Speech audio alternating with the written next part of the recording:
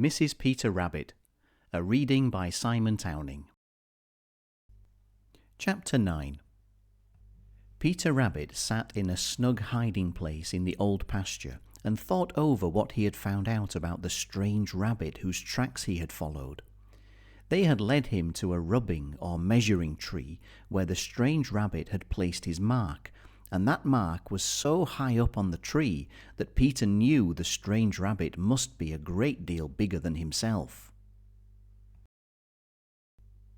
If he's bigger, of course he is stronger, thought Peter. And if he is both bigger and stronger, of course it won't be the least bit of use for me to fight him. Then, anyway, I'm too stiff and sore to fight.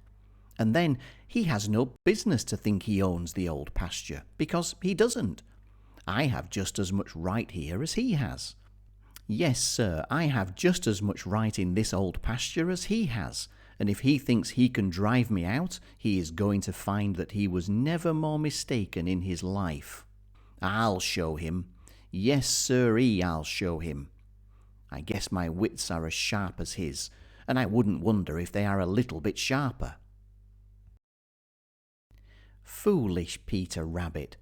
There he was, boasting and bragging to himself of what he would do to someone whom he hadn't even seen, all because he had found a sign that told him the old pasture, in which he had made up his mind to make his new home, was already the home of someone else. Peter was like a lot of other people. He wasn't fair. No, sir, he wasn't fair. He let his own desires destroy his sense of fair play. It was all right for him to put up signs in the dear old briar patch and the green forest, warning other rabbits that they must keep away, but it was all wrong for another rabbit to do the same thing in the old pasture.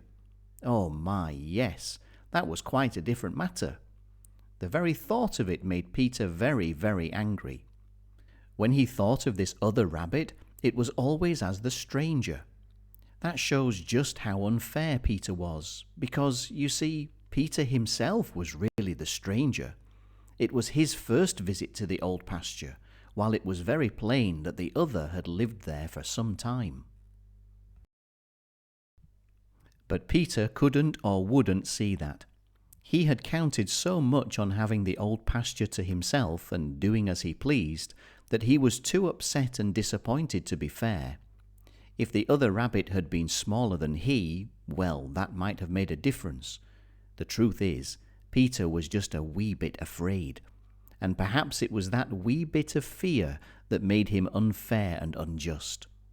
Anyway, the longer he sat and thought about it, the angrier he grew, and the more he bragged and boasted to himself about what he would do. I'll just keep out of sight until my wounds are healed, and then we'll see who owns the old pasture, thought Peter. No sooner had this thought popped into his head than he received a surprise, such an unpleasant surprise. It was 3 heavy thumps right behind him. Peter knew what that meant. Of course he knew. It meant that he must run or fight. It meant that he had been so busy thinking about how smart he was going to be that he had forgotten to cover his own tracks, and so the maker of the big tracks he had followed had found him out. Thump, thump, thump. There it was again. Peter knew by the sound that it was of no use to stay and fight, especially when he was so sore and stiff. There was nothing to do but run away. He simply had to. And that is just what he did do, while his eyes were filled with tears of rage and bitterness. If you found this video useful, please like and subscribe. More videos will be uploaded soon. Feel free to contact me by email or on WeChat if you need any help. Until next time, bye for now.